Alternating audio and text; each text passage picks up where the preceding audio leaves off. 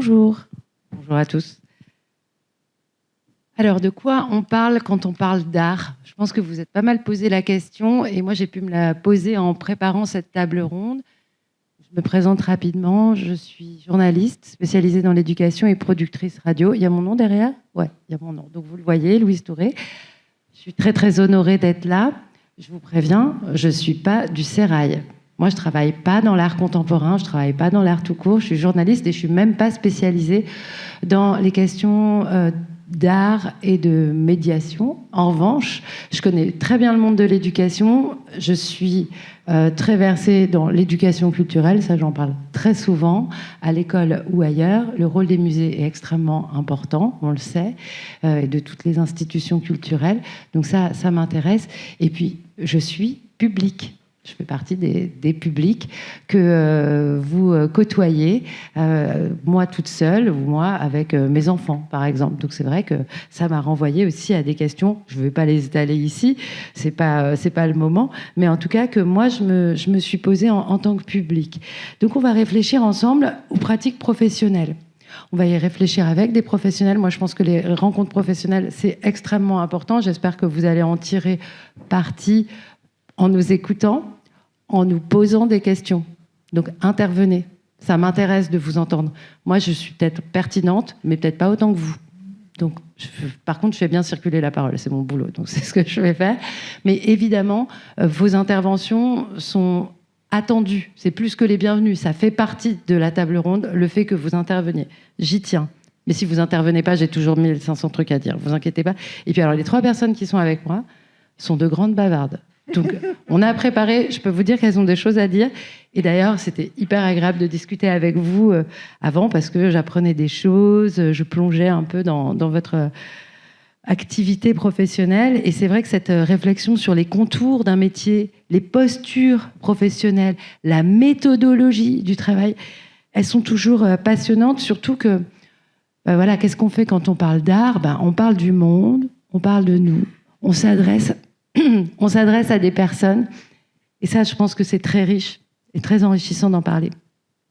Quel que soit donc son milieu professionnel. Vous voulez me donner un peu d'eau? Merci, c'est sympa.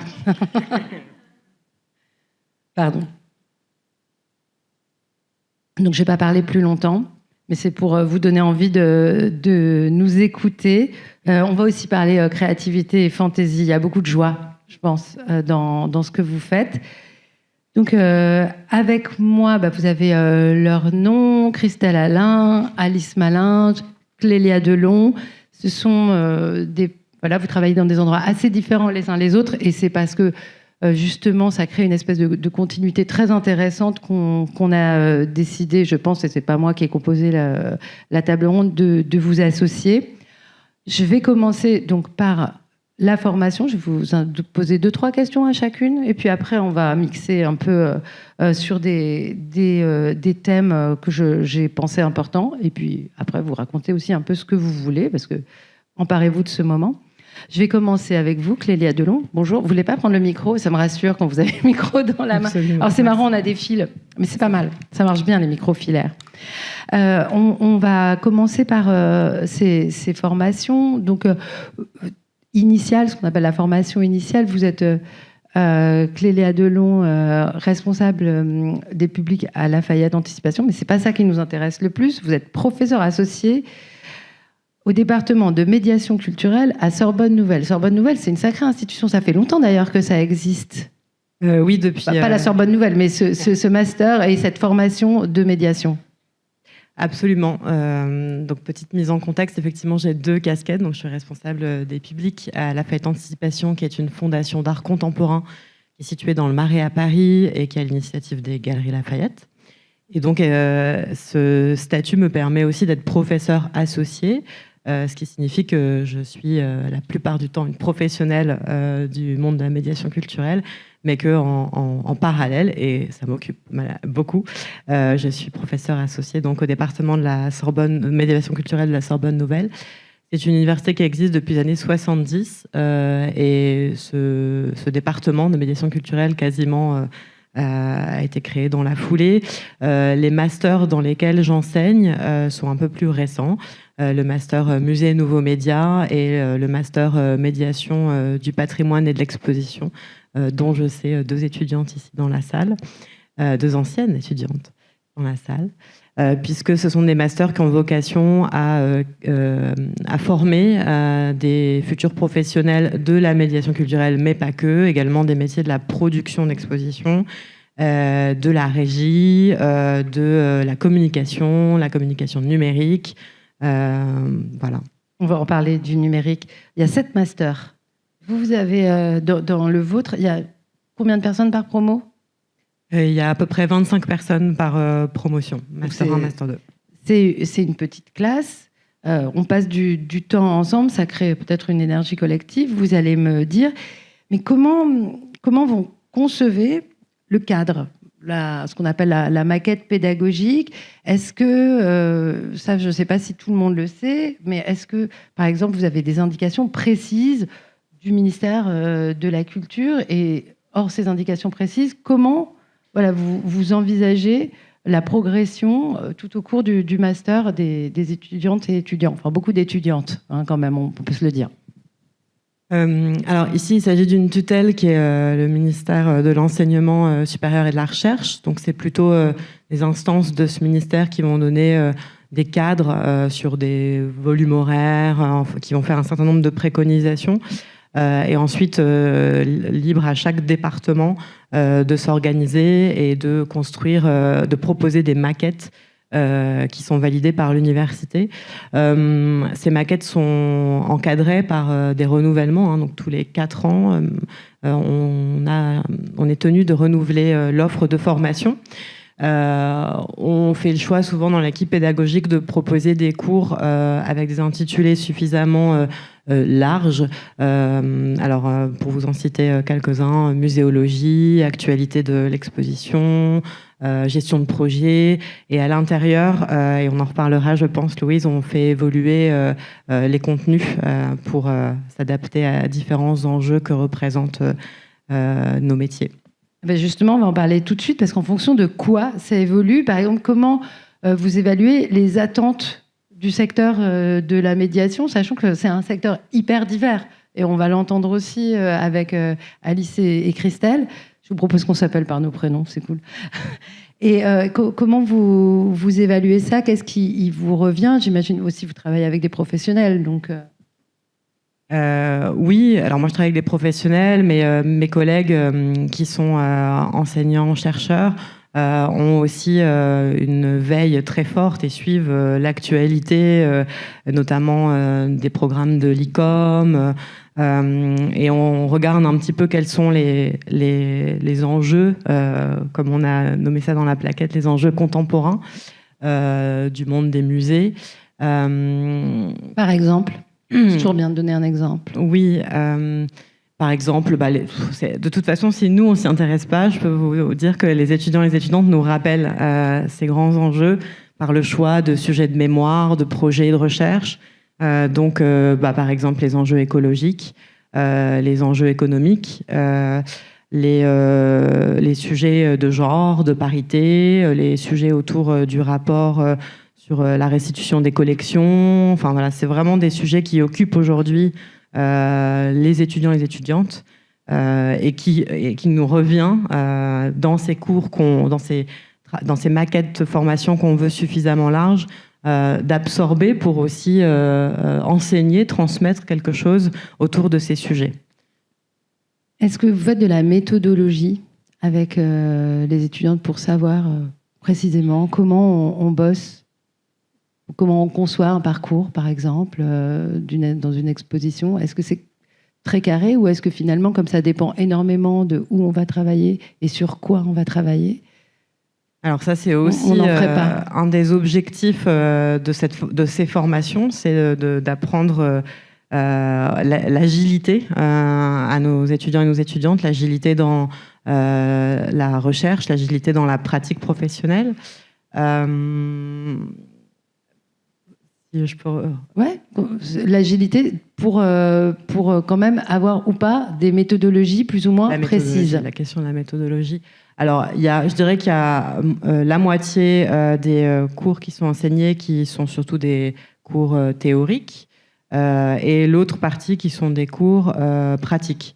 Et donc, dans ces cours pratiques, on leur donne un certain nombre de cadres méthodologiques et puis ensuite, ils et elles sont en contact avec des professionnels et on tisse au fur et à mesure une méthodologie effectivement en fonction du projet, en fonction de l'institution. On travaille par exemple avec l'Institut du monde arabe, avec la microfolie de la Villette. D'ailleurs, j'ai oublié de le préciser, mais la Sorbonne Nouvelle a un espace de pratique muséale qui est un lieu physique dans l'université où les étudiants et les étudiantes peuvent mener des projets d'exposition, des projets de performance, des projets scientifiques. Et cet espace est doté d'une microfolie. Donc voilà, c'est aussi comme ça qu'on forme aux dispositifs actuels qui sont présents peut-être dans certains territoires ici représentés. On continue à faire du théorique en master ou on pense que les étudiants n'ont fait assez ou de l'histoire de l'art Ici, absolument, on continue à faire du théorique. J'ai un cours de gestion de projet en Master 1 qui est très théorique, on va dire à 60% théorique, avec une partie de projet pratique. C'est très important de continuer à garder ce fil théorique, puisqu'en fait, on explique aux étudiants, aux étudiantes que le fil théorique ne va pas les quitter. Dans le monde professionnel, la preuve, là, on est aussi toutes et tous en train de théoriser, d'analyser aujourd'hui nos pratiques.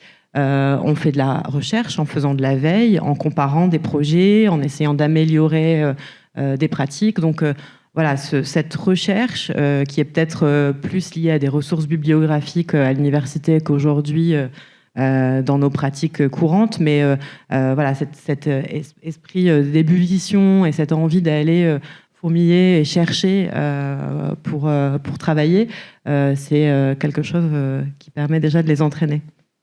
Et quid du travail en équipe? Et ça, on va en parler très vite avec vous, Alice. Le travail en équipe, est-ce que c'est quelque chose qui s'apprend en formation initiale?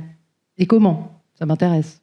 Absolument. De notre côté, on ne fait quasiment que des travaux en équipe. Donc les 25 étudiants et étudiantes dont je vous parle par promotion sont amenés à réaliser des travaux de groupe. Ça, je pense que c'est quelque chose d'assez classique à l'université, mais nous, on leur explique que si on les fait travailler comme ça, c'est lié à la méthodologie pour le futur, qu'ils et elles vont rarement travailler en solitaire. Et donc, on leur donne même des attributions.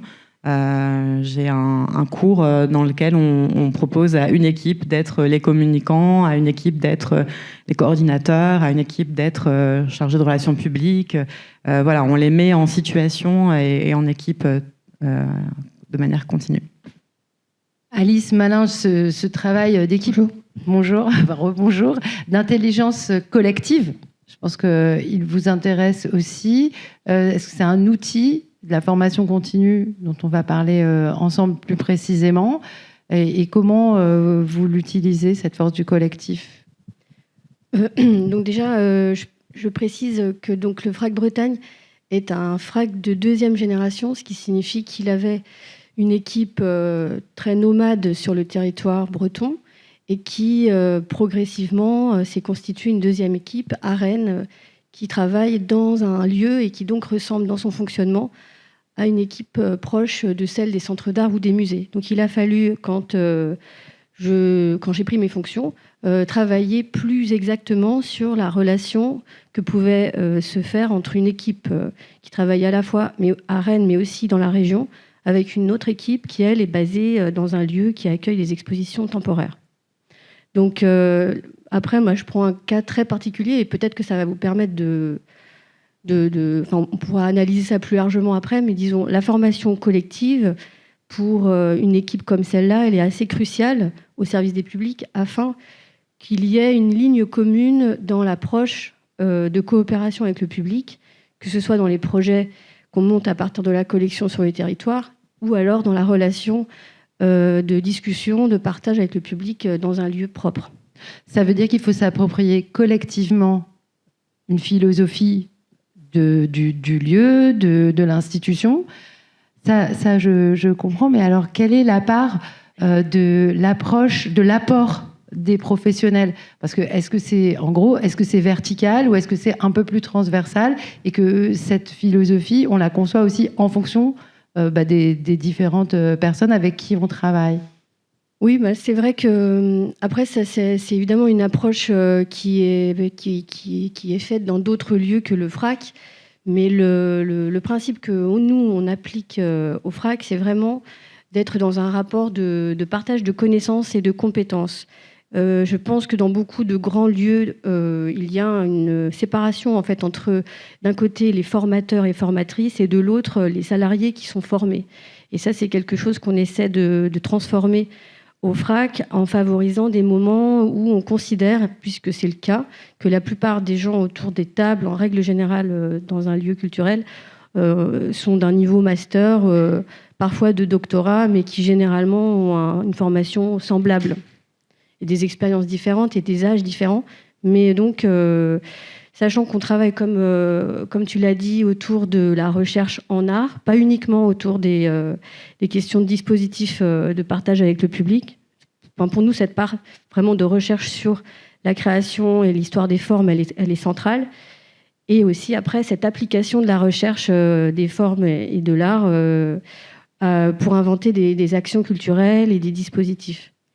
Voilà, je ne sais pas si ça répond entièrement à ta question. Je ne sais pas si ça répond entièrement, mais je vais prolonger. Mais ce que je trouve hyper intéressant, c'est que c'est assez pointu, en fait. On va aussi parler de ce qu'on lit dans la recherche. Enfin, c'est en contact avec les zones de réflexion les plus pures sur l'art, et en même temps, de l'autre côté, ou du même côté, avec le public. C'est en fait cette alliance qui est particulière encore plus à la formation des professionnels qui travaillent déjà et qui rapportent quelque chose de leur expérience avec le public, j'imagine. Oui, et le dialogue avec les artistes aussi. Ça, c'est quelque chose qu'on met assez au centre des formations parce que la relation avec les artistes... moi, j'ai eu cette chance de ne pas avoir vu cette séparation, mais j'ai pu constater que dans beaucoup de lieux, les personnels qui travaillent au sein des services de médiation ne sont pas toujours naturellement en relation avec les artistes qui créent. Et encore plus lorsque ce sont des artistes assez connus, notamment ceux qui ont des œuvres dans des collections publiques, ceux et celles qui ont des œuvres dans des collections publiques. Et ça, c'est quelque chose qui me semble être... dommage et puis même problématique en réalité, puisqu'on a besoin de cette discussion pour travailler. Donc voilà. En fait, c'est un point très intéressant, c'est-à-dire que dans l'univers de la culture, et c'est pas propre à l'art contemporain, il y a des hiérarchies qui se voient ou qui sont intégrées dans les esprits des gens. Les créateurs, les curateurs sont pas exactement à la même place que les modérateurs, modératrices. On va avoir dans des institutions des gens qui ont des postes différents, avec des salaires aussi différents, et vous l'avez dit, des âges différents. Comment on fait pour organiser, parce qu'on a parlé d'intelligence collective, c'est super comme ça, mais comment on fait pour organiser la circulation de la parole, l'écoute des uns et des autres, pour pouvoir entendre ceux qui sont les moins sur deux et les moins, voilà, pour que ce soit pas toujours les mêmes personnes, en gros, parce que c'est parfois comme ça dans les collectifs qui donnent le là et qu'on écouterait le plus parce qu'elles parlent un peu plus fort que les autres. Ça, je pense que c'est des choses que parmi les personnes qui sont qui sont là devant nous, ont, je pense, l'habitude de travailler avec des personnes, avec les groupes notamment. Mais c'est vrai que c'est surprenant de voir qu'au sein des réunions, par exemple dans des lieux culturels, ou au sein des espaces de travail collectif, il n'y a pas cette attention, il n'y a pas toujours cette attention. Et du coup, c'est bizarre. C'est-à-dire qu'on applique dans des cadres avec le public des choses que nous n'appliquons pas nous-mêmes dans des cadres de travail avec nos collègues. Donc ça demande, je pense, vraiment de se remettre en question. Moi, la première, parce que comme tu l'as dit, je suis quelqu'un d'assez bavard. Donc, non, je dis ça pour tout le monde. Non, mais c'est-à-dire moi y compris. Et donc, ça veut dire qu'il faut, en effet, travailler sur ça. Et je ne dis pas du tout que nous sommes exemplaires, mais par contre, on essaie de s'interroger sur la façon dont la parole circule. Et encore une fois, tout à l'heure, tu parlais d'intelligence collective et je pense que c'est un point extrêmement important pour faire évoluer les institutions aujourd'hui. C'est de travailler non pas uniquement au sein des services de médiation, mais au sein plus globalement de la façon dont on peut transformer les institutions collectivement. C'est que l'intelligence collective se passe dans le travail de la circulation de la parole, et c'est surtout la circulation des idées et quelque part aussi la reconnaissance des connaissances et des compétences des salariés et des secteurs, donc une mise en équivalence en fait des secteurs au sein des lieux. Donc il faut défendre un peu le service médiation dans les institutions, pas spécialement au FRAC Bretagne, mais en général, c'est un petit sujet. Bah si, mais on peut le dire. Moi, pour dire les choses, je dis, moi, je suis pas dans le sérail, il va rien m'arriver. Mais il faut, en tout cas, défendre sa place et la reconnaissance qu'on lui accorde à l'intérieur de la structure. Oui, bah oui, complètement. Moi, je dis ça. Hein. Je pense que d'ailleurs, il y a un défaut de reconnaissance et ça se voit par les salaires. De beaucoup de métiers en fait de la médiation, parce qu'il y a plusieurs métiers évidemment dans le champ de la médiation. Donc oui, il y a un travail à faire, de comparatif aussi avec les autres secteurs culturels, par exemple la communication, la production, la régie technique. Il n'y a pas de raison que ce secteur soit moins bien payé que d'autres. Et on parlait d'âge tout à l'heure, si ce sont des salaires qui sont plus bas, ce sont des salaires qui sont du coup plus acceptés par des personnes plus jeunes. Et donc après, de fait, on ne permet pas à des gens qui ont accumulé de la connaissance et des compétences de rester en fait à des postes. Et ça, c'est des choses qui, voilà, génèrent en fait après un secteur qui tourne un peu sur lui-même à certains moments. Donc voilà. Bah, si on se questionne sur le métier, je crois que ça fait partie des questions. Concernant ce mot de médiation, et je pense, Christelle Alain, que vous aurez envie de rebondir. Je pose la question à Alice et vous allez rebondir. Après, j'ai plein de questions pour vous. Médiation, c'est un mot, normalement, enfin, moi, par exemple, la médiation, c'est un mot que j'ai beaucoup entendu auprès de mes copines qui divorçaient. Donc, non, mais je fais des blagues, mais la médiation sous-entend une incompréhension, voire un conflit. Donc, est-ce que ce mot, il n'est pas parfois un petit peu encombrant ? Bah nous, on l'utilise très, très, très, très peu avec mes collègues qui sont d'ailleurs là aujourd'hui. On ne l'emploie pas beaucoup. Parce qu'effectivement, quand on se présente en tant que médiateur et médiatrice, en règle générale, en dehors de l'art et de la culture, on est considéré comme des personnes qui sont face à des problèmes, comme s'il y aurait un problème initial entre l'art et le public. C'est un mot qui vient du monde de la justice, en fait. Donc, c'est vrai qu'il y a quelque chose qui, moi, me questionne. D'ailleurs, c'est pour ça qu'on parle plus des publics. Alors, d'ailleurs, avec le FRAC Picardie, votre manière de... Je crois que vous êtes par là. Voilà.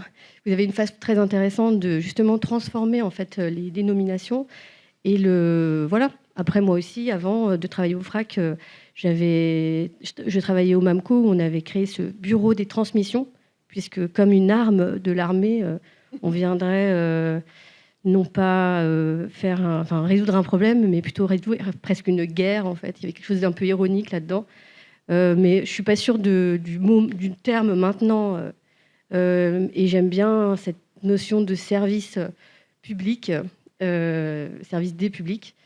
Mais voilà, je pense qu'effectivement, il y a un sujet avec cette médiation. Il n'y a pas forcément à souligner un problème initial. C'est pas ce que j'entendais forcément quand on parle de médiation dans les lieux culturels, mais je trouvais ça intéressant de soulever cette petite question sémantique. Christelle Alain, vous êtes responsable du service des publics de la Villa Arson. Vous me direz si vous voulez réagir sur le mot médiation. La Villa Arson, c'est vers Nice et c'est un endroit où on invente beaucoup de choses, j'ai l'impression, où on cherche... comme dans une espèce de carnaval, à inverser les choses. Vous parlez de dévoyer les visites. Pourquoi ce serait mieux pour faire de la médiation, éventuellement, ou pour faire, comme vous me l'avez dit, passer du temps aux gens devant les œuvres ? Oui, peut-être une précision sur le contexte depuis lequel je parle. Rapprochez le micro et donnez-nous toutes vos précisions. Ça marche. Merci. Donc moi, je parle depuis un lieu qui est la Villa Arson et qui a effectivement une particularité, qui est un lieu qui associe à la fois une école d'art, un centre d'art contemporain, un lieu de résidence, une bibliothèque spécialisée.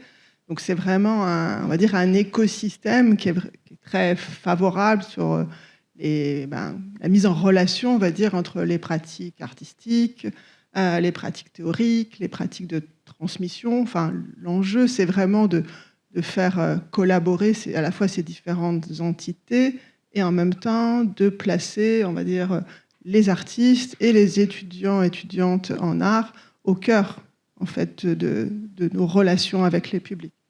Donc ça, c'est la spécificité. Et donc, ça nous invite à inventer, à expérimenter, parce qu'on ne peut pas imaginer que ce qui fait un petit peu l'ADN de ces institutions, que sont les centres d'art ou l'enseignement supérieur en art, on met en avant cette dimension de laboratoire, d'expérimentation, etc. Bien évidemment que les pratiques de médiation, les relations que l'on engage avec les publics depuis nos lieux, bien, il doit aussi y avoir ces conditions d'invention, d'expérimentation. Donc c'est vraiment dans ce contexte-là, on va dire, que l'on peut s'autoriser à dévoyer, à dévoyer la visite, parce qu'évidemment qu'il n'y a pas... ça ne fait pas sens aujourd'hui d'être dans une transmission de savoir. Ça met même... l'équipe, elle est constituée de médiation d'étudiants et d'étudiantes de l'école d'art. Et ce serait vraiment les mettre dans une situation un peu d'imposture que de les placer en situation de guide conférencier, de transmission d'un savoir. On ne sait pas trop d'où il parle ou à qui ou elle s'adresse, et qu'on est davantage, on a davantage envie, en tout cas, de transmettre, que ce soit des médiations situées. Moi, ce qui m'intéresse, c'est qu'on va transmettre plutôt qui serait de l'ordre d'une relation à l'art plutôt que d'un savoir sur l'art. Et quand je parle de médiation située, c'est vraiment les inviter, les engager à mettre en relation une exposition, une œuvre, un choix d'œuvre, en connexion avec leur centre d'intérêt, leurs pratiques, leurs recherches, leur vécu, leurs engagements, enfin avec ce qu'ils sont, quoi. Et c'est comme ça qu'on fait aussi quand on visite, parce qu'on peut être professionnel dans le champ de l'art contemporain, et aussi public, et aussi parents, et aussi, voilà, on visite des expositions, et on voit bien qu'on a des intérêts plutôt pour telle ou telle pratique, et tout ça, c'est déterminé par voilà, ce qu'on a traversé, ce qu'on a vécu, ce qu'on a lu, etc. Donc c'est vraiment l'idée de positionner l'équipe de médiation en disant « soyez vous-même et transmettez-nous » avec des formes qui peuvent s'inventer, qui peuvent être aussi des projets de performance, en tout cas des formats où ils sont en situation d'auteur, d'autrice, où ils travaillent sur un rendez-vous avec le public. Et c'est comme ça qu'on peut dévoyer et inventer des nouvelles formes de rencontres avec les publics. Donc il y a une part de création et ça ouvre des portes assez géniales. Est-ce qu'on peut donner un exemple ? Par exemple, qu'est-ce qu'une visite point de vue ? Alors, la visite point de vue, c'est exactement ce que j'ai essayé de vous décrire. Ça, c'est vraiment le format proposé aux étudiants et étudiantes de l'école. C'est vraiment un rendez-vous où, en fait, le temps d'une exposition, on a autant de visites point de vue avec des singularités vraiment fortes qui sont incarnées, on va dire, par les étudiants et étudiantes qui les mènent. Donc ça nous amène aussi à vraiment rencontrer les enjeux les plus contemporains. Enfin, c'est vraiment... à l'école d'art de la Villa Arson, par exemple, qui relève d'une approche, une approche décoloniale, une approche queer. Enfin, par exemple, sont vraiment, en fait, on peut les retrouver dans les propositions de médiation parce que ça rejoint les intérêts de ces jeunes artistes, quoi. Qu'est-ce qu'une visite prédiction ? Alors, c'est pas ce que vous faites tout le temps, mais c'est un format que vous avez inventé. Alors, j'aimerais parce que moi, ça m'a bien fait rire. Donc, à quoi ça ressemble ? Qu'est-ce que ça veut dire d'imaginer qu'on est dans la prédiction et peut-être qu'on se transforme en médium avec les visiteurs ? Alors, en fait, c'est un des... Si vous voulez, là, il y a les formats visite point de vue avec les étudiants et les étudiantes, et puis il y a les propositions avec des artistes ou des cadres de collaboration avec d'autres acteurs, actrices du champ de l'art contemporain. en lien avec un projet d'exposition. L'idée étant que, là aussi, que les projets de médiation entretiennent une forte connivence, on va dire, avec les enjeux de l'exposition.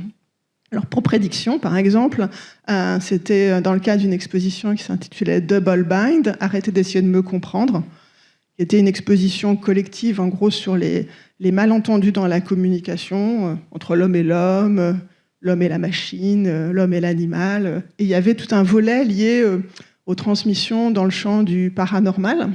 Et dans le cadre de cette exposition, on s'est associé avec un artiste qui était exposé, qui est Joris Lacoste, Grégory Castera, qui était à l'époque au laboratoire d'Aubervilliers, et puis il y avait une doctorante à la Villarson qui était sur les pratiques conversationnelles dans le champ de l'art contemporain en linguistique. Donc je me suis dit, ça fait une bonne équipe pour travailler sur des propositions. Et donc Prédiction, c'était une visite où on a vraiment, on s'est formé grâce à Joris Lacoste, qui a une pratique de l'hypnose dans le champ de sa recherche, à la figure du médium, et on conviait le public dans une salle en amont de l'exposition, en position assise, on se reliait les mains les uns aux autres, on fermait les yeux et on entrait dans une salle. On devait dire, voilà, je rentre et je vois. Qu'est-ce que je vois? Donc c'était vraiment l'idée d'imaginer, enfin d'avoir une sorte de préscience de ce qu'on allait découvrir dans l'exposition elle-même. Et tout le travail, au-delà d'avoir vraiment ce ton particulier qui nous amenait à favoriser ces visions, c'était de mettre en relation les œuvres de l'exposition avec ce qui avait été énoncé. Et c'est là on s'est dit, avec un peu d'entraînement, on peut se reconvertir dans le champ de la voyance, parce qu'on trouve toujours des connexions, évidemment, entre ce qui est énoncé et les œuvres qui étaient exposées. Donc c'était hyper stimulant aussi, en termes de... C'était la préparation de la visite un petit peu... sur le vif, mais c'était, même entre nous, on était intéressés de voir quelles connexions allaient faire les uns les unes et les autres à partir de ce qui avait été énoncé. Et dans la même exposition, on a fait un autre projet qui nous a amené à travailler là sur une prise de parole un peu autoritaire, on va dire, qui serait celle du guide conférencier qui connaît et qui assoit son autorité par la parole à travers des misguided tours, donc où on avait les badges, là on parlait vraiment avec beaucoup d'assurance, mais le principe c'était que c'était des médiations où le public circulait d'un espace à un autre, mais on avait décalé le commentaire d'une œuvre. Donc évidemment, il y avait « qu'est-ce que vous croyez, ce que je suis en train de vous dire, ou ce que vous avez sous les yeux ?» Et ça, on jouait, on était en résonance vraiment avec le projet de l'exposition qui était sur l'incompréhension, les malentendus. Et l'idée, c'est que la médiation, finalement, est partie prenante du projet artistique, c'est-à-dire qu'elle n'arrive pas complètement après, ou elle se formate pas en se répétant, mais qu'elle se réinvente à chaque fois en relation vraiment avec les enjeux du projet. Et c'est là où il y a de la stimulation, où il y a de l'invention, de l'expérimentation. C'est gonflé quand même. C'est un peu gonflé. Et comment réagissait le public ? Alors le public était... Alors pour le Misguided Tour, on l'avait fait dans le cadre d'un événement qui était les visiteurs du soir, et on s'était associé à une équipe d'étudiants d'un master de médiation. Donc on avait travaillé en amont un workshop avec des étudiants de l'école, les étudiants du master. Et le public, évidemment, il y a des sourires, il y a des interrogations, il y a des sourcils qui pouvaient se froncer, des éclats de rire. Enfin, globalement, c'était plutôt joyeux. Il y a ceux qui savaient ce que les autres avaient vécu, en fait, quand les gens arrivaient. Ils les regardaient en disant « vous allez voir ». Ça stimule, évidemment, et ça donne envie. L'idée, c'est de passer du temps devant les œuvres, de rester un petit peu et de ne pas passer par là. Ouais. Donc, ce sont des stratégies ou ça fait partie d'une réflexion plus large sur le rapport à l'art, peut-être les deux? Un peu les deux, c'est de trouver des moyens pour... alors là, on parle de... en gros, moi, l'enjeu, c'est de trouver toujours des alternatives à la visite commentée. Quand on est, par exemple, dans les attentes de visite de groupe, je pense notamment en direction de groupes constitués, de partenaires, de l'éducation nationale, du champ social ou d'autres, plutôt que de les accueillir en faisant une visite, on met en place des ateliers de commentaires d'œuvres. Et c'est vrai que là, ça participe de la même réflexion, de se dire comment on crée des situations finalement où... alors c'est un peu bateau de dire ça, d'expérience avec l'œuvre, de rencontre avec l'œuvre. En fait, moi, souvent, c'est créer du temps avec l'œuvre, en fait, au départ, et de se dire, plutôt que de traverser une exposition à plusieurs en écoutant quelqu'un spécialiste, c'est de se dire, on va se mettre à plusieurs devant une œuvre et on va travailler, on va produire un commentaire, mais en ayant un champ assez élargi, décomplexé de tout ce qu'on peut convoquer. Et qu'après, finalement, les restitutions des groupes constituent le cœur de la visite, d'une certaine manière, en tout cas d'une traversée comme ça, à partir des commentaires des publics. Mais regardez vraiment, c'est la grande question. Enfin, en tout cas, moi, pour avoir beaucoup lu et écouté, parce qu'il y a des podcasts formidables de Daniel Arras, c'est plutôt sur l'art classique, mais il parle aussi d'art contemporain. Sinon, on n'y voit rien. Donc, comment est-ce qu'on regarde et qu'on passe du temps? Alice Malinge s'appuyer sur les publics et en faire une force, créer une dynamique du regard, surtout quand on a des petits collectifs, des petits groupes. Comment on y réfléchit avec les professionnels? Pour poursuivre peut-être ce que disait Christelle Alain, je pense qu'il y a un enjeu en effet à présenter au public, ou quand on travaille avec le public, lorsqu'on présente les œuvres, la diversité des approches. Donc là, en l'occurrence, on parle de propositions faites par des jeunes artistes ou futurs artistes. Et ça, c'est d'ailleurs aussi des choses qu'on mène au FRAC dans plein de projets différents. Mais il y a aussi un travail qu'on peut faire avec d'autres partenaires qui peuvent, et c'est le cas d'ailleurs dans beaucoup de musées d'ethnographie ou dans des musées d'art et d'histoire, où on propose en fait au public des points de vue qui soient ceux de personnes qui viennent d'autres secteurs que l'art. Et donc, je crois qu'il y a vraiment un enjeu autour de ça. Et pour retomber d'ailleurs sur le sujet qui est celui de la formation, les équipes, ça questionne aussi finalement l'origine, la formation initiale des personnes qui entrent en fait dans les équipes qui font vivre après les lieux ou qui portent les lieux culturels, parce que c'est vrai que la proposition, la ligne en fait de programmation, la politique en fait des propositions qui sont faites au public, si les personnes sont, je sais pas, de formation initiale en philo ou en littérature ou en médiation, en ayant une formation initiale peut-être en histoire de l'art, ou alors quelqu'un qui vient plutôt de l'animation sociale, les propositions ne vont pas être tout à fait pareilles. Et je pense qu'il y a une volonté peut-être, en tout cas pour moi, de nommer davantage en fait les choses. Et c'est d'ailleurs pour ça que, par exemple, chez nous, au FRAC, on fait des propositions qui utilisent des méthodes employées par l'éducation populaire, et on le présente d'ailleurs comme ça, et aussi des propositions qui sont des créations faites avec les artistes, et on les présente d'ailleurs dans un format qui est presque un peu intermédiaire entre la pièce artistique et la proposition de médiation. Enfin, c'est une hybridation qui est un peu complexe d'ailleurs. C'est assez sophistiqué en fait de penser la formation, parce que c'est tenir en même temps le côté très intellectuel du travail et le côté très pratique. Ça pose des questions pédagogiques que moi je trouve extrêmement intéressantes.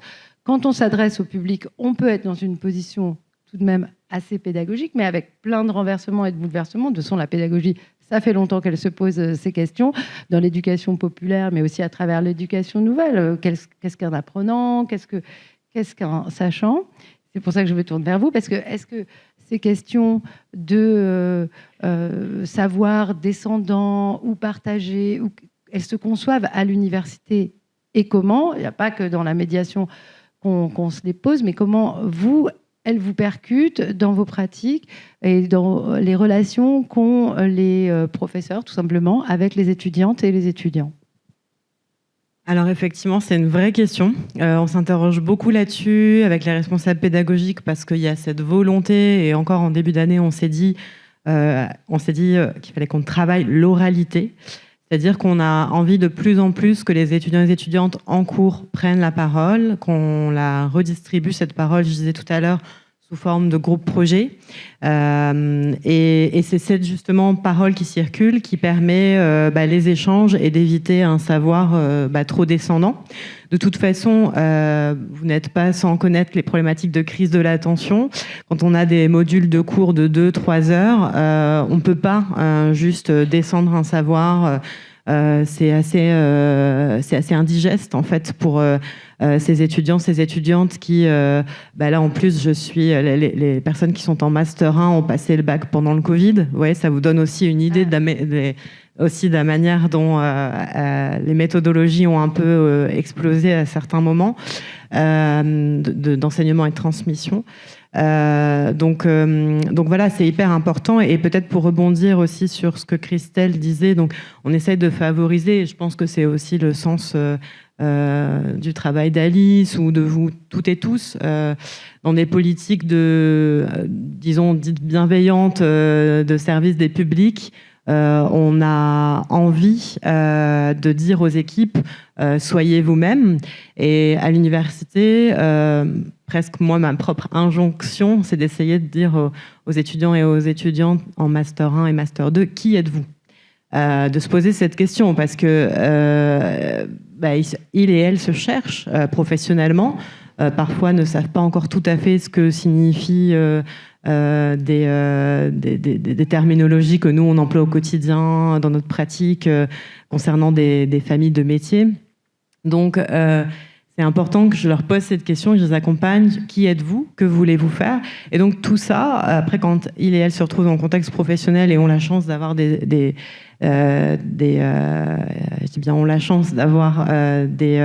hiérarchies qui les écoutent et qui essayent de mener des projets en résonance avec ce qui est proposé, vont se retrouver avec des propositions type soyez vous-même. Et donc c'est, je pense, ce qui amène à des ouvertures dans les projets.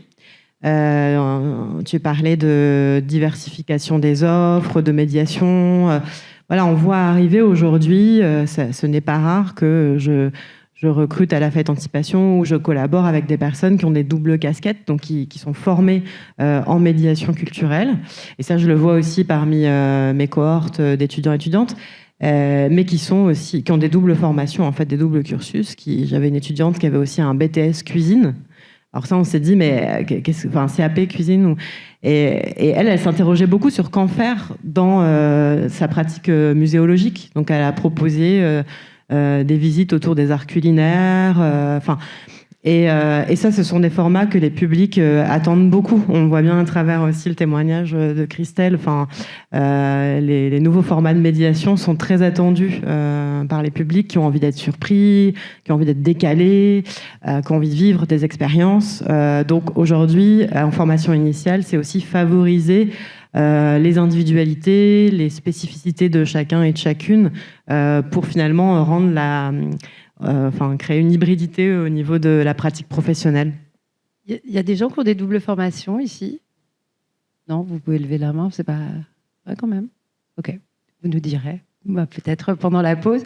La formation doit-elle passer par s'interroger sur soi-même? C'est assez vertigineux, mais c'est intéressant d'assumer que c'est quelqu'un qui nous parle, parce que en fait, c'est ce qu'on veut, c'est parler avec une personne, et cette personne-là va apporter pas vraiment sa personnalité, mais par le fait que c'est quelqu'un de situé, peut-être quelque chose de différent qu'une autre personne. Et face aux enjeux du numérique, c'est pas inintéressant de le rappeler. Si on s'intéresse à la pédagogie, il faut aussi qu'on sache un peu à qui on s'adresse. Vous vous intéressez à la pédagogie critique, on en a parlé ensemble, Christelle, Alain. C'est aussi savoir pourquoi, avec qui on va s'engager dans une démarche de médiation. C'est une grosse réflexion pour des jeunes étudiants, parce que c'est une réflexion, par exemple, les enseignants ont du mal à mener parfois. Qu'est-ce que vous en faites ? C'est souvent un impensé, en fait. Un malentendu. Pour reprendre, nous on a effectivement sur la question, moi je dis toujours aux étudiants et étudiantes, en citant Bell Hooks, qui dit mais qui est dans la classe quoi, d'abord. Enfin, on conçoit aussi. Alors là, on est sur des formats plutôt ateliers, parce que les étudiants et étudiantes mènent aussi des ateliers, et on travaille avec des alumni sur des formats au plus long cours aussi. Mais de se dire que là, comment on va travailler avec, enfin, et depuis ce qui est porté. Et alors les doubles, les triples, les quadruples casquettes, enfin de ce qui fait un individu tout court. Enfin, c'est-à-dire que voilà.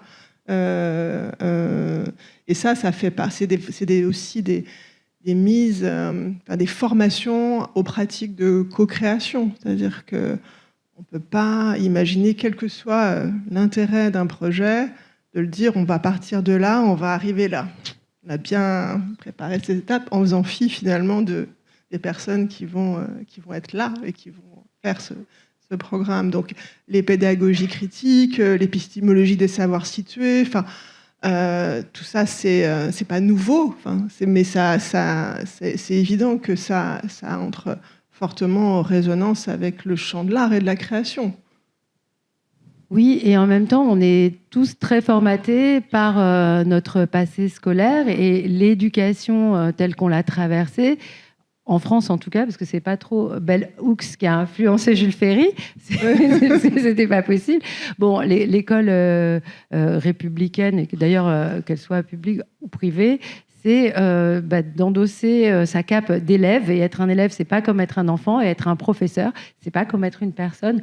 On a des rôles très déterminés où on s'oublie un peu en tant qu'individu. Et je pense que quelque part, ça marque toute relation d'apprenant et de sachant. Alors ça, c'est mon interprétation personnelle. Alors, j'ai encore un chapitre à aborder qui me semble très important, c'est celui du numérique, mais je voudrais repérer s'il y a des questions ou des remarques ou des choses que vous avez envie de dire avec nous. Est-ce que vous pouvez lever la main si vous avez... Ne me dites pas qu'il n'y a personne qui n'a rien à dire. Ok, pas trop. Ok. Alors, on vous a repéré, on va vous donner la parole tout à l'heure. Comme ça, vous allez démarrer un petit peu, puis on va voir comment ça rebondit. Après, c'est sympa de commencer. Le numérique. Qui est très très présent dans plein d'institutions. Moi, je ne connais pas le FRAC de Bretagne, je ne connais pas la Villa Arson, et j'ai tellement envie d'y aller. Je connais l'espace des Galeries Lafayette, et Sancier, j'y allais quand j'étais jeune. J'avais des copains qui faisaient médiation culturelle. Bon, bref. Qu'est-ce qu'on fait de cette question du numérique ? Par exemple, en formation initiale, et sachant que le numérique, ça bouge, et que le numérique d'il y a 10 ans, c'est pas le numérique d'aujourd'hui. Donc, comment on intègre la question de produire des contenus pour le numérique, être en hybride avec du numérique, parce que c'est ça aujourd'hui, j'imagine, le travail aussi. Alors oui, la question du numérique, nous à la Sorbonne Nouvelle, dans ce département de médiation culturelle, on l'a complètement embrassé il y a 11 ans en créant un master musée et nouveaux médias. Donc ça, c'était un espèce de tournant, où en tout cas on sentait que c'était tellement présent, ça irriguait tellement de corps de métier dans les musées qu'il y avait une nécessité de former des cohortes, non pas à devenir...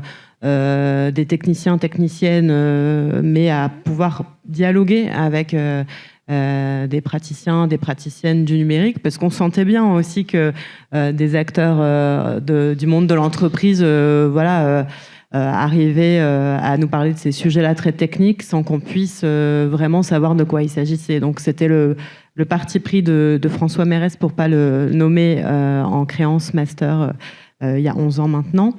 Et après, qu'est-ce qu'on en fait une fois qu'on crée il y a 11 ans un master musée et nouveaux médias?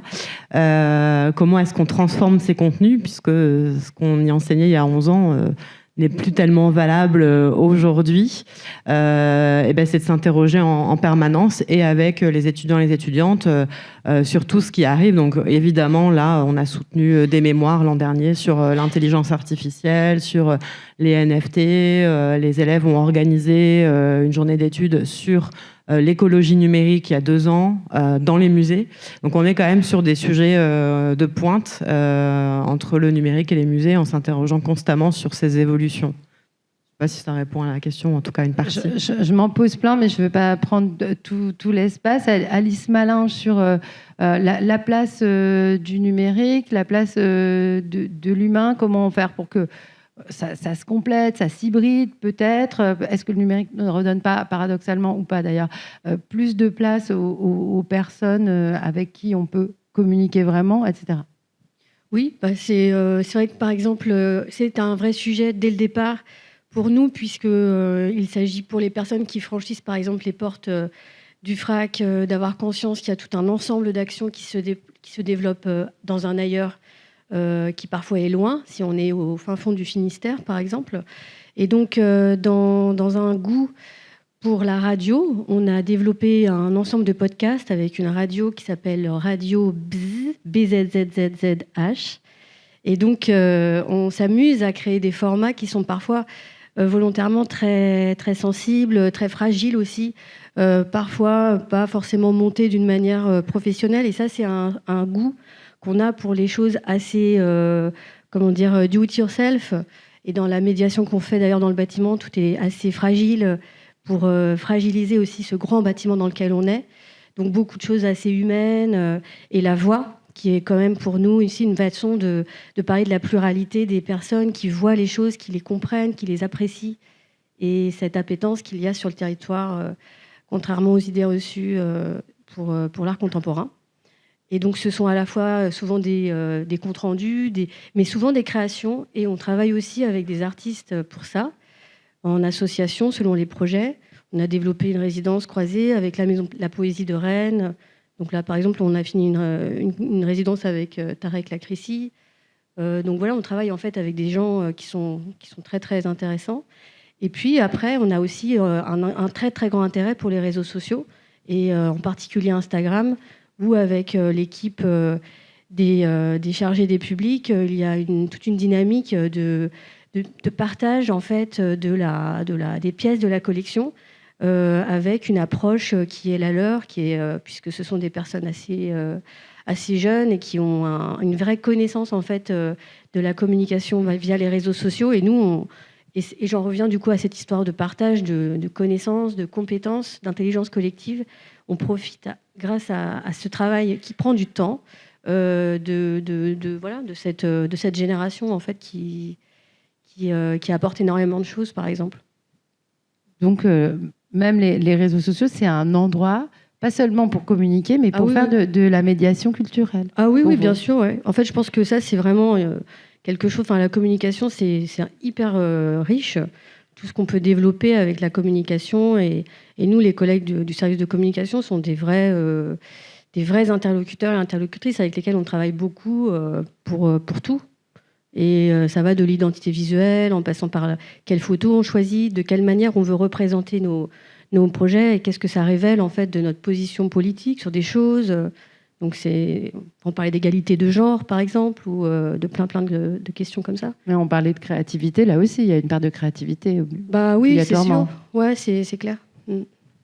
Et sur le numérique, du côté de la Villa Arson, qui s'affirme comme un lieu hyper physique aussi, où on va pour vivre des expériences assez folles, on le comprend. Christelle Alain, comment vous envisagez-vous ce volet du travail ? On l'a déployé dans un moment contraint, qui était celui du confinement, parce qu'on avait, comme tout le monde, des expositions qui ont dû fermer, réouvrir, refermer. Et du coup, avec l'équipe de médiation et les artistes avec qui on avait des projets de collaboration, on s'est dit on ne va pas en plus arrêter, on va dire, et leur rémunération et les relations avec les publics. Donc là, on avait vraiment investi les formats numériques, et on a produit beaucoup de podcasts. Et Et après, on est revenu au physique, on est revenu à l'humain, mais depuis quelques temps, au sein de la Ville Arson, à la bibliothèque, l'équipe a mis en place une Radio Arson, avec une série de podcasts qui a vraiment cet intérêt de permettre de donner une voix à toutes les personnes, à beaucoup de personnes qui passent dans l'école, dans l'institution, à différents titres, et qu'on n'a même soi-même pas, et les gens qui y travaillent, encore moins le public, l'occasion de rencontrer parce qu'ils viennent faire un workshop et que c'est réservé aux étudiants, aux étudiantes, et du coup d'être dans une transmission comme ça et accessible à toutes et tous sous ce format-là.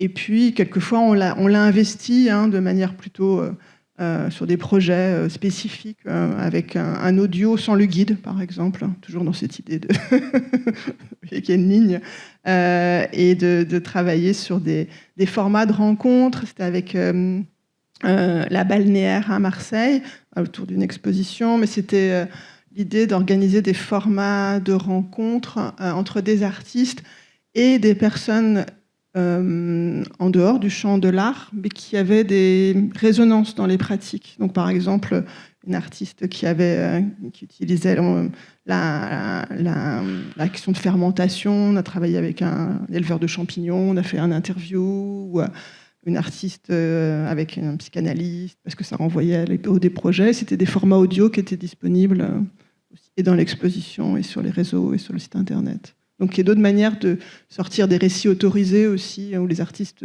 peuvent souvent attendre des questions, un peu souvent les mêmes, et répondre toujours un peu de la même manière. Donc de décaler aussi le discours à travers ces déplacements comme ça. Intéressant, éleveur de champignons. Je ne sais pas si on dit éleveur. Les champignons ne sont pas des plantes, il faut le savoir. Oui, c'est sûr. Non, ça m'intéresserait de voir ça. Effectivement, donc les supports numériques servent aussi à avoir en décalé des choses qu'on peut avoir manquées ou ratées. Est-ce qu'il y a des gens ici qui écoutent des podcasts pour se former? Seulement une personne? Ah non, ça... Tout le monde écoute des podcasts. Ok, tout le monde écoute des podcasts. C'est quand même pas seulement pour la visite, c'est l'avant et l'après. J'ai encore pas mal de trucs à vous demander, mais on va prendre des questions du public, c'est toujours intéressant. Monsieur, on va vous... Ah oui, il y a des HF. Merci beaucoup. Et je vais vous demander de bien vouloir vous présenter le temps qu'on vous passe le micro pour qu'on sache un peu ce que vous faites et d'où vous venez. Alors, levez bien la main qu'on vous voit. Ouais. Vous pouvez dire aussi à qui vous vous adressez, si vous vous adressez à une des trois intervenantes en particulier.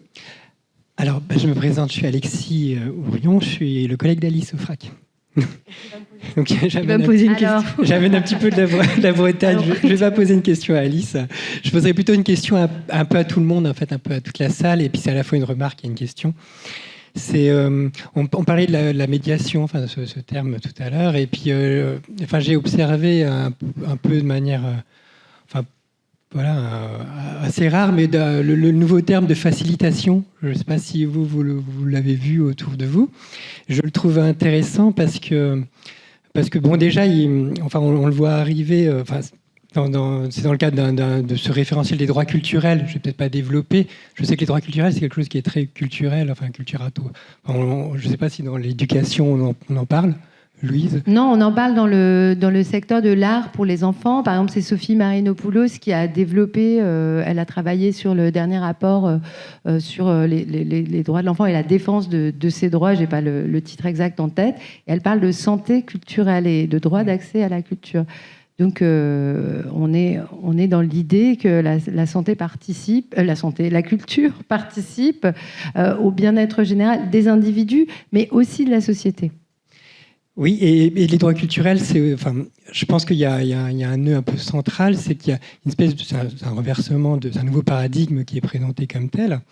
C'est-à-dire qu'on change un peu, on décentre en fait l'intérêt du travail culturel, c'est-à-dire qu'on est plus centré sur les œuvres, mais sur la relation des personnes, en fait. Et je le trouve intéressant, notamment dans cette question de la formation, parce que le terme de facilitation, en fait, il ne se pose pas la question de faciliter le rapport à l'œuvre, par exemple, mais de faciliter le rapport des gens entre eux autour de l'œuvre d'art.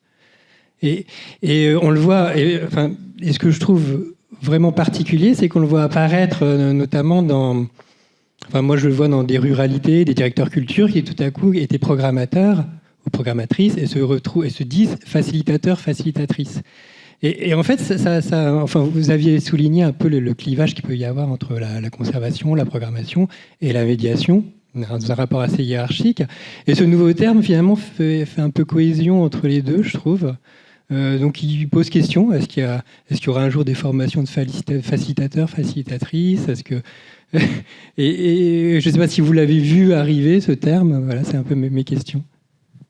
Merci. Moi, je peux me permettre de prendre la parole parce que je trouve ça tout à fait juste. Et d'ailleurs, on évoquait ça en préparant la table ronde avec Louise sur finalement les postures dans l'enseignement, dans la formation. Parce qu'au fond, moi, mon titre, c'est professeur associé. Mon vrai titre, c'est même maîtresse de conférences associée. Mais je ne me sens pas du tout légitime dans ces appellations. Et quand je réfléchissais aux appellations qui me semblaient appropriées, facilitatrice me venait assez aisément parce que c'est vrai que c'est des clés qu'on livre à un petit groupe d'individus pour... Voilà, des clés comme on donne des clés pour démarrer dans une carrière et ensuite libre aux personnes d'enclencher le moteur, d'actionner la serrure, forte de tout le trousseau accumulé pendant les études. Là, c'est vraiment sur le côté enseignement. Et en médiation, c'est vrai que le terme... Moi, j'avais croisé quelqu'un une fois qui m'a dit « mais ça fait des décennies qu'on se dit que ce terme est plus approprié, on aurait dû le tuer, on ne l'a pas fait. Maintenant, voilà, on doit continuer à travailler avec. » Alors après, il y a des termes comme accompagnatrice ou qui me viennent aussi en tête, qui est plus l'idée d'un cheminement avec. Voilà, je ne sais pas ce que vous en pensez, si vous y avez déjà réfléchi, mais... Alors, je ne vais pas rebondir sur le terme, mais sur les droits culturels. Là, actuellement, il y a un recrutement à la Villa Arson pour le poste de chargé du public. J'en profite. C'est le moment ou jamais. J'avais pas fait de recrutement depuis une dizaine d'années. Et au moment, évidemment, de repenser les termes de l'annonce... ça a imposé le fait d'indiquer les droits culturels et les questions liées à l'hospitalité, à repenser aussi le rôle de l'institution, en tout cas du rapport à l'institution.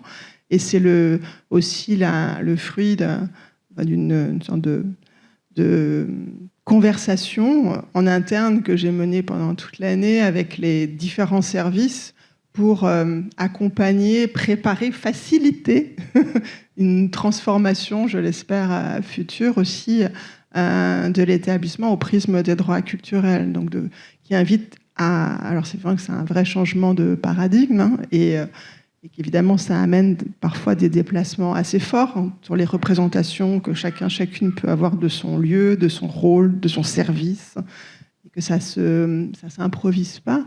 Mais à mon sens, c'est au cœur des enjeux aujourd'hui. Oui. Alice, vous nous direz si vous voulez réagir à cette notion de droit culturel, mais en vous écoutant, je pensais au milieu de la littérature, du commentaire sur les livres. Un terme s'est imposé depuis pas mal de temps, c'est celui de book club.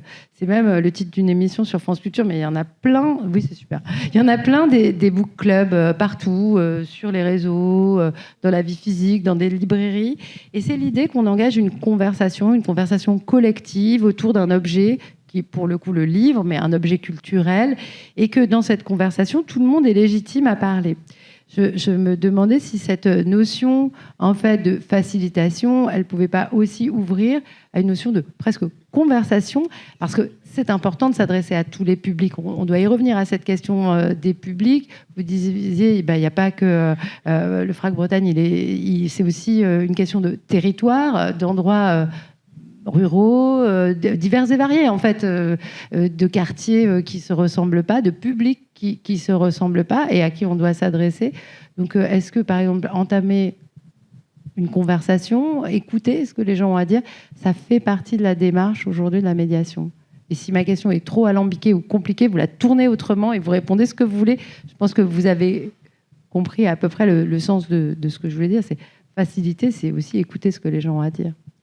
Oui. Après, ce que je pense par rapport à cette question de facilitation, enfin de se nommer facilitatrice ou facilitateur, je pense que dans le cadre des projets qu'on mène justement dans le territoire, ce qui pour moi du coup est... ce sont quand on arrive dans une commune où on doit monter un projet, par exemple, avec les équipes ou un établissement, c'est pas tout à fait la même chose que lorsqu'on accueille un public qui vient dans un lieu où il y a des expositions. Donc, je dirais que ça change aussi en fonction de ça. Je trouve que le terme facilitateur, en fait, il est intéressant, mais il y a beaucoup d'orgueil, en fait, quand même, chez les personnes avec les personnes avec lesquelles on crée les projets, et même pour le public. Et du coup, souligner à nouveau en fait qu'il y a besoin de faciliter en fait les choses. Je ne sais pas si c'est si pertinent, et c'est pour ça que moi j'ai tendance plutôt à croire que c'est la coordination simplement, prendre en considération qu'on est on est un agent, une agente entremetteuse ou entremetteur. C'est peut-être plus facile justement de se mettre dans cette position-là. Et après, peut-être, et c'est pour ça que moi j'aime bien qu'on choisisse plutôt de se définir comme étant lié à des actions définies ou un espace en fait de travail, que ce soit un territoire, un secteur, et qu'après, par contre, on puisse donner notre casquette qui pourrait être effectivement celle de coordinatrice, coordinateur. Action culturelle lorsque c'est dans un lieu, ou action avec le public. Enfin voilà, j'ai tendance à croire un peu à ça. Et voilà. C'est toujours difficile je trouve, de se définir avec un titre comme ça. Donc le mot public, finalement, c'est beaucoup ça qui reste. Hein. On en revient à la question des publics comme ça. C'est suffisamment large pour qu'il n'y ait à la fois pas de hiérarchie et que tout le monde puisse se sentir concerné. Oui, c'est après créer parce que la suite de la question c'était autour de comment créer du commun, c'est-à-dire comment se réunir. C'est quand même la grande question de l'action culturelle et depuis longtemps. Hein, c'est comment s'ouvrir à davantage de public. Il y a quand même une question territoriale, une question sociale aussi qui reste forte malgré des décennies d'action culturelle et ambitieuse et des résultats. Mais on le sait, on connaît, il y a beaucoup d'études sur la fréquentation des lieux culturels. Oui, c'est une question... Pas seulement les musées. Hein. Non, mais c'est une question qui est très intéressante, mais qui est immense en fait, parce que ça traite à la fois des différentes méthodes qu'on peut employer, donc ça on en a déjà un peu parlé, et c'est ça qui est intéressant dans notre secteur, c'est que on est à la frontière en fait de l'école à certains endroits. Donc on peut s'appuyer sur des pédagogies nouvelles ou aller plutôt vers les pédagogies critiques qui sont utilisées ailleurs, l'éducation populaire, on en parlait. Et puis après, il y a les canaux en fait, dans lesquels on peut travailler en coopération avec des actrices et des acteurs de réseaux professionnels autres que ceux de la culture. Et c'est là en fait toute la... Par exemple ça peut être dans le cadre d'organisations territoriales, en fait, au niveau des départements, au niveau de la région, au niveau des intercommunalités aussi. Enfin, ça, c'est dans des projets de territoire qu'on abordera cet après-midi. Donc, en fait, c'est ça là. Des associations professionnelles. Des associations professionnelles, des formations aussi qui sont destinées aux animatrices et animateurs du social, du socio-culturel, donc faire commun, c'est vrai que ça demande d'être à la fois dans une très grande attention à la méthode et en même temps complètement investi et intégré dans des circuits de coopération qui dépassent en fait ceux de la culture. Donc être en prise avec les enjeux du monde contemporain, ça, c'est les questions sociales dont on a parlé, l'environnement, la crise climatique, la question du genre qui intéresse énormément la jeunesse, mais c'est aussi ça. Et je trouve que c'est intéressant qu'on le dise. Est-ce qu'il y a une autre intervention ? Oui. Je dis madame, parce que je ne vous connais pas, mais vous pouvez vous présenter aussi.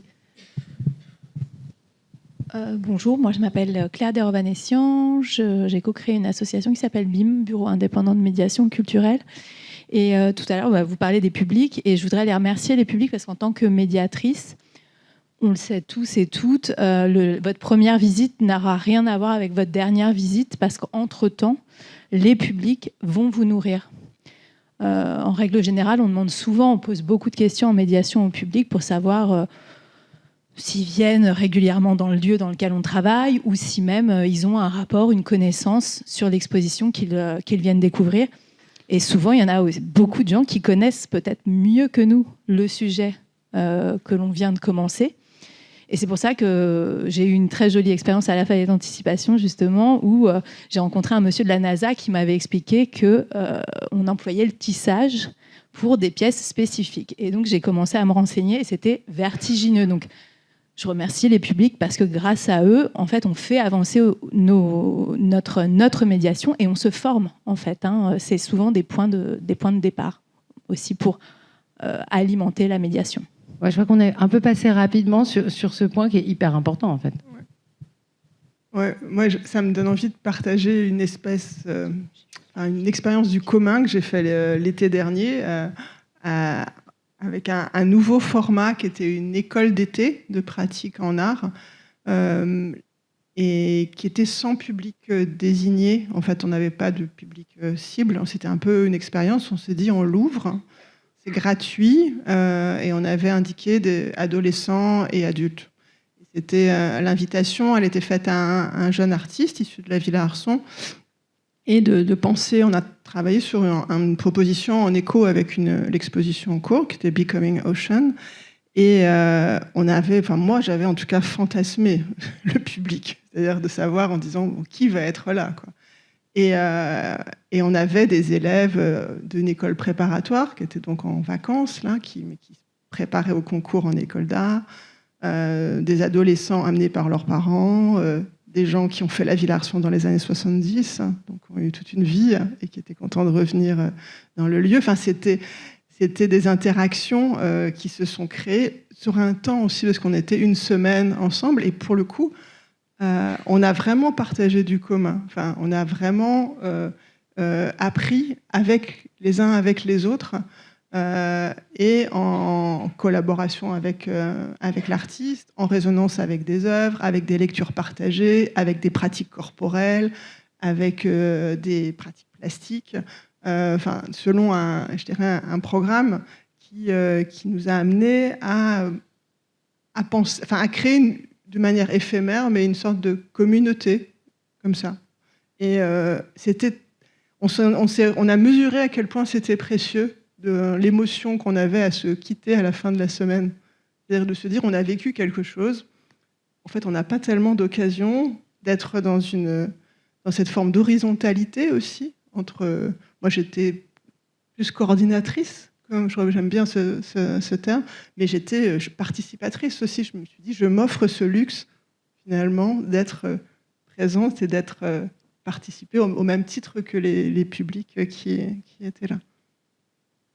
Vous voulez réagir, oui, sur cette question de l'apport immense des publics pour augmenter peut-être le travail initial? Non, parce que ce à quoi ça m'a fait penser quand j'entendais ce que tu présentais, Christelle, c'est là on parlait d'un moment de travail assez long où on a pris le temps en fait de travailler et ça c'est vrai qu'en école d'art ça fait partie du cursus, etc.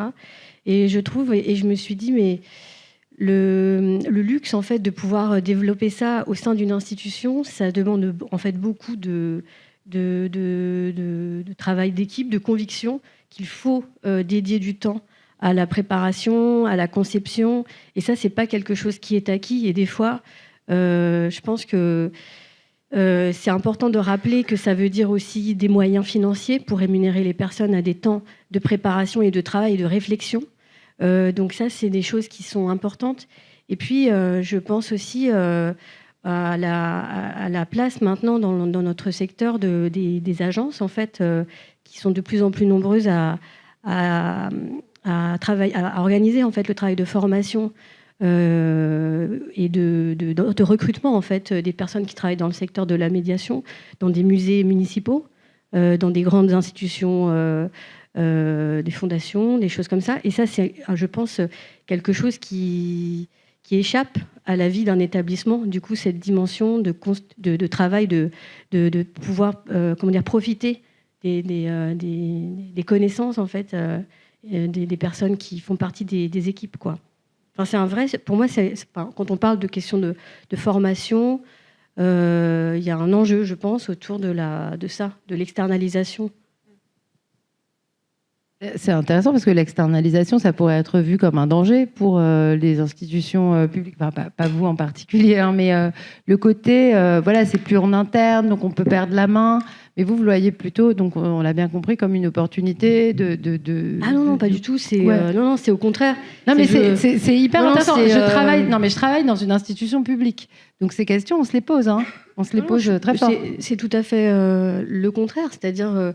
Je crois que justement, on a besoin de travailler en interne avec des personnes sur place pour faire vivre un lieu et pour travailler sur le long terme aussi avec des salariés et du coup construire des choses dans le temps qui soient aussi qui permettent de nouer des relations étroites avec les partenaires extérieurs de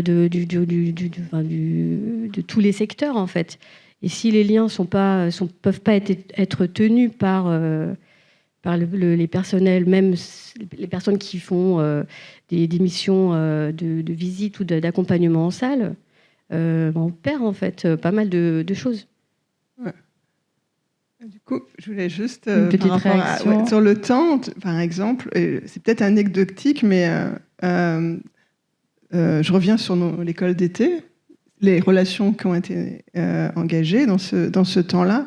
On conduit à des projets qui vont se déployer maintenant, parce qu'il y a des personnes qui travaillent dans le champ associatif qui se sont dit qu'ils pouvaient finalement est-ce qu'ils pouvaient s'autoriser à venir à la Villa Arson et à penser des projets avec leur public, alors qu'ils étaient venus à titre personnel.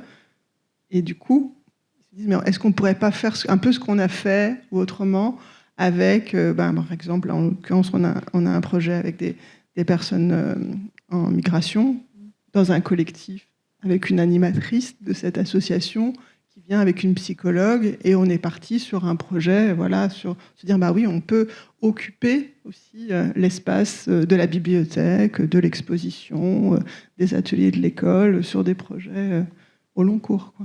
Elle est là aussi, la création. Clélia, vous vouliez réagir ?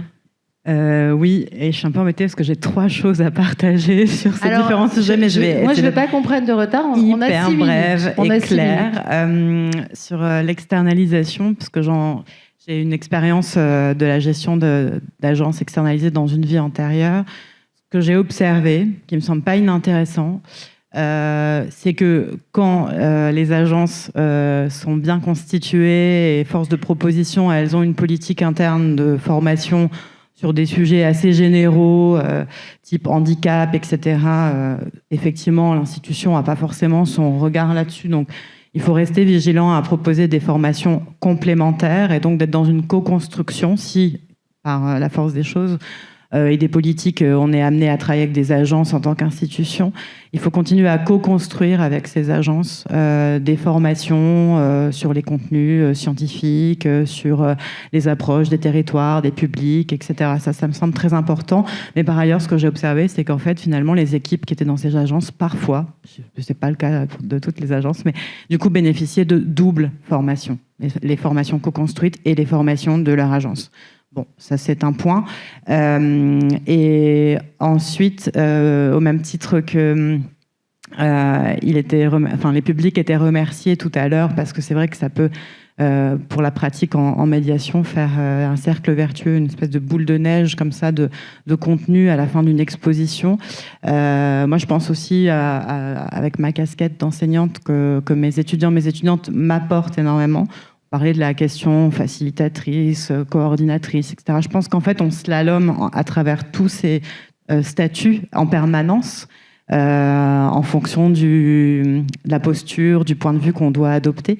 Et donc moi, les étudiants et les étudiantes m'apportent et en fait me forment justement à ces sujets d'enjeux contemporains dont on parlait tout à l'heure, parce que chaque année, je lis des mémoires sur le sujet qui me renvoient à des ressources. Je dialogue avec des étudiants et des étudiantes qui m'intriguent sur certaines notions, qui m'amènent à m'interroger. D'ailleurs, je suis contente, j'ai un étudiant qui travaille sur l'externalisation cette année, donc voilà, ça va apprendre aussi plein de choses. Et le troisième volet m'échappe. Si, peut-être vous dire aussi que parfois, je suis amenée à travailler avec le CIPAC, que vous devez connaître aussi, Fédération des professionnels de l'art contemporain, et j'anime une formation sur le développement des publics. Et je suis très étonnée à chaque fois de voir des professionnels arriver, parce que, comme disait Alice aussi, parfois, on est dans sa pratique professionnelle et on n'a pas ce temps à prendre pour se former. Et donc, je suis très étonnée de voir que les personnes arrivent avec comme ça des attentes de transmission descendantes finalement, alors que c'est pas du tout ce qu'elles portent comme valeur et ce qu'elles ont dans leur habitude de faire, et repartent en se disant que finalement elles savaient et elles avaient dans des choses que je délivre sur lesquelles on échange, elles savaient déjà pas mal de choses, mais c'est maintenant comment est-ce qu'on la théorise, comment est-ce qu'on prend du recul pour essayer de construire de nouvelles choses en observant les autres aussi.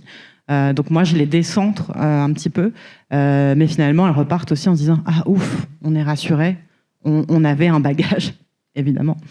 On a parlé de Bellux, on aurait pu parler de Jacques Rancière et de la position du maître qui peut être ignorant et de la position de l'élève qui sait tellement de choses. Ça offre une merveilleuse transition avec la table ronde suivante. Vous verrez. Toute dernière question, j'avais envie de finir là-dessus. C'est un sujet qui me plaît.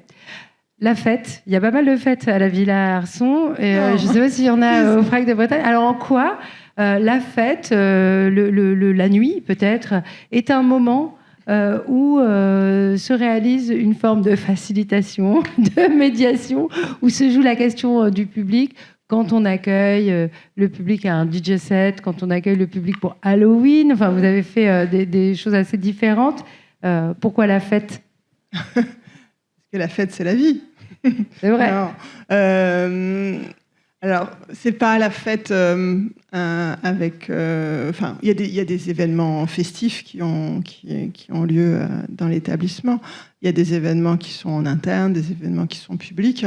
Ce à quoi vous faites référence, c'était l'année dernière, on a eu en amont d'une soirée étudiante Halloween, voilà, qui était, elle, pas ouverte au public, mais qui était un moment de création pour les étudiants et les étudiantes sur les costumes, sur la scénographie, enfin, comme ça se passe dans pas mal d'écoles d'art. On s'est dit, on va faire quelque chose en amont pour un public voilà, familial. Et on a fait une transition DJ set pour ambiancer un peu les parents à la fin de l'événement. Mais là, c'était une invitation aussi faite aux étudiants et étudiantes de penser à un programme pour faire découvrir la Villa Arson sous un autre angle. On parle beaucoup de la Villa Arson et nous, on utilise beaucoup les espaces extérieurs, les jardins, les terrasses à ciel ouvert. Et là, du coup, c'était aussi l'opportunité d'aller découvrir l'établissement dans ses recoins les plus sombres et les sous-sols et d'autres parties du lieu et de créer des performances, des jeux à partir des ateliers un peu dire plus traditionnels du costume, du maquillage, comme ça, qui ont été investis par les étudiants et étudiantes. Bon, c'est vrai que ça a été un événement on a été clairement débordés par le public. On avait des bonbons pour 500 enfants. On a eu 2000 personnes qui sont venues. Donc, c'était clairement... voilà. On venait d'accueillir aussi une nouvelle personne en charge de la communication. On a vu que quand on a un professionnel dans l'équipe, ça change tout, quoi. Mais oui, il y avait une dimension... Enfin, cette dimension, en tout cas, je retiendrai plus que la question de la fête, c'est la question de la joie aussi, la joie, le plaisir. Enfin, moi, c'est vraiment des choses sur lesquelles on échange. Enfin, je leur dis aux étudiantes, il faut que vous vous fassiez plaisir, il faut que vous ayez ce soit quelque chose qui est. On travaille en amont sur la préparation, on fait des visites tests, etc. Et puis, mais on cale pas la date pour le public à l'avance. On la cale une fois que les étudiants et étudiantes sont prêts prêtes et qui sont partantes, quoi. Enfin, ça, c'est un petit luxe que tout le monde ne peut pas se permettre, je pense.